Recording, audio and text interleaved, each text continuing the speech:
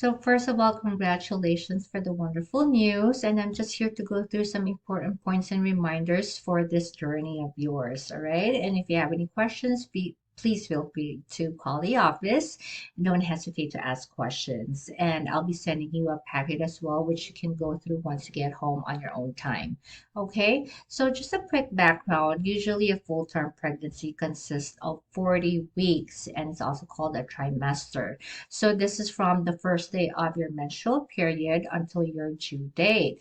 When you say due date, it doesn't necessarily mean that it's the birth date, but it is an estimate. So this gives your provider or your doctor time to monitor your baby's growth and the progress of your pregnancy as well. Typically, you would need to see your doctor. All right, take note every 4 weeks through the 28 weeks. Okay, so halfway through that, which is 28 to 36 weeks, you would need to be seen every 2 weeks. And then you become more special and special moving forward. After the 36 weeks, you would need to be seen weekly by your doctor. Okay. So the first trimester is very important since this is the time when your baby's major organs start to develop. All right. So because of this, this usually is the most comprehensive and the longest assessment that you may have throughout the pregnancy. So this would consist of discussions of your medical history. There'll be You'll be going through a full health exam. They'll be taking your height and weight, your BMI, your baseline vital signs. They'll be checking for varicose veins if you have any. They'll be checking your abdomen, the size and the shape of your pelvis. All right. So this is a good time as well to chat with your doctor and ask questions. Okay. And during this time, expect a handful of diagnostic procedures and lab work. But for sure, these are all beneficial for you and the baby, of course. All right.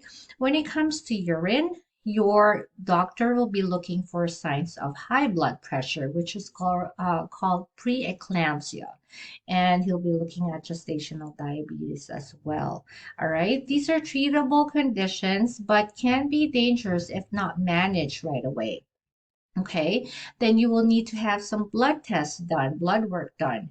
Here, your doctor will be looking for signs of anemia, your blood type, and also this thing called HCG, which is the human chorionic gonadotropin, which is a hormone produced by the fetus or the placenta. All right, and this screens for certain diseases and genetic conditions. So, if you are pregnant, it can be detected in your urine. And then in terms of blood tests, measuring the HCG levels can also be used to check how well your pregnancy is progressing. Okay. So within that 24 to 28 weeks, usually like what I mentioned, a glucose screening is done, which screens for gestational diabetes. Okay. Usually it could be earlier depending on your current situation or condition in regards to your sugar levels. So this is a type of diabetes which occurs during pregnancy due to the huge changes in your body. And then how this goes is that you'll be asked to consume a sugary drink and the blood test will be drawn. And if it turns out that your sugar levels are higher than usual, then you will need to take another test. But this time it will involve an 8-hour fast, and a blood will be drawn over a 3-hour period to confirm the diagnosis. Okay, so for the second trimester, another test can be done, which is more on the invasive side of things compared to the others, which is the amniocentesis. Of course, a consent is needed for this, and of course, you'll be educated on risk and benefits of the procedure before anything else. All right. It is a diagnostic test which can detect hundreds of genetic conditions. So, how it's done is that a long, thin needle is inserted in your abdomen, will be inserted in the abdomen and the uterus, and a few tablespoons of amniotic fluid will be withdrawn and then sent to the lab. Okay. Now, on the lighter side, what usually parents are most excited about is called the anatomy scan. It is a picture of the baby. So, usually, this is done within the 20 weeks period. So, this could be a two-dimensional, three, and we have the four-dimensional scan now. And this is where the organs can be examined, and also a good time to check on your baby's sex if you're willing to know that already at this point of time. Okay. Now, for the third trimester, a Group B test will be done, which checks for the GBS bacteria. So, this bacteria can harm the baby if exposed upon giving birth. Now, it involves swabbing of the vagina or the rectum during a pelvic exam. All right. So if found positive, then an antibiotic can be taken during labor to protect the baby from this bacteria. Okay, so now let's go to another important part of your pregnancy, which is diet. So remember, you're eating for two. You're nourishing yourself and the baby. So this is a good time to eat a variety of fruits and vegetables. But when it comes to fruits, mind your sugar. Okay, and it's a good time to eat some whole grains, include that in your diet, some fat-free or low fat dairy products and protein sources of food. Okay, so choose food and drinks that are less in sugar and saturated fats, okay, and definitely less salt. All right. So limit the refined grains and starches which are found in cookies, white bread, snack foods, the good stuff. All right. Moderation is key here, definitely. And then some of the vitamins and minerals that are important during your pregnancy would be magnesium, which involves muscle and nerve development, nerve function, right? And now you have fish oil, which contains fatty acids that is needed for the baby's brain development. Now, another one is a probiotic, which is another supplement which is good for digestive health. Now, choline is usually taken separately since it's not included in your prenatal vitamins, and this helps to prevent abnormalities of the brain and the spine during the baby's development. All right. So now let's go to another important point during your pregnancy, which is exercise. Yes, it's good to exercise during your pregnancy. Now, just make sure you avoid at this time, for now, avoid those contact sports such as volleyball, basketball, soccer, or anything that puts you at risk for falls, like cycling or horseback riding, downhill skiing. Let's hold off on that for now.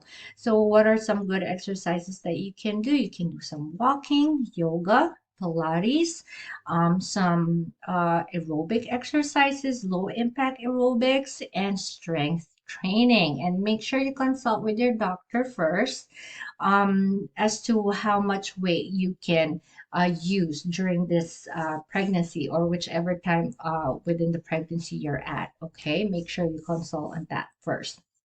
All right.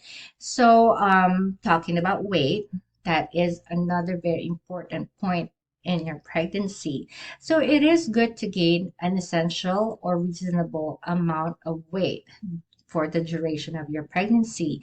If you gain too much, then it poses risk for health problems and complications.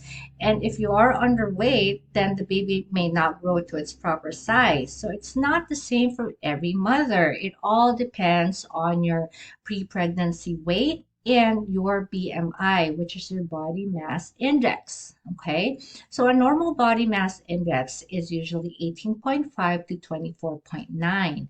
Now, for this recommended weight, the recommended weight gain for this is 25 to 35 pounds. Now, if the BMI is more than 30, then the weight gain should only be within 11 to 20 pounds. And if it's seen that you are underweight, which is below 18.5, then your weight gain should be at around 28 to 40 pounds. Okay, so remember that. All right, it's all written in your packet so that you can look into it and keep it in mind, all right, along the way. All right, so what are the three complaints, usual complaints that we get from our mothers? It's not the same again for everybody. You may or may not have these, but usually it is the morning sickness. So how do you combat this? You can eat small frequent meals, keep hydrated, and taking rest throughout the day. That helps. All right. Another one is constipation. How do you fight that? Exercise is very good, and movement, and another I cannot stress enough in keeping hydrated. All right. Another complaint that we get is the swelling of the ankles and the feet. Also, with this, in connection with this, mind your diet, mind your sodium intake, and avoid standing for too long, for a long period of time. Wear comfortable shoes and elevate your foot, especially if you've been standing for a long time. Make sure to elevate your legs, your foot, and do some foot exercises that would help. Okay. And again, very important. I'll give you three warning signs to look out for for the duration of your pregnancy, especially during the first trimester. So it's okay for if you're experiencing some vomiting and nausea, just excessive vomiting is different, which may be caused by an imbalanced diet or worst case scenario, some kidney damage. So it's good to inform your doctor right away if you're having some excessive vomiting. Okay.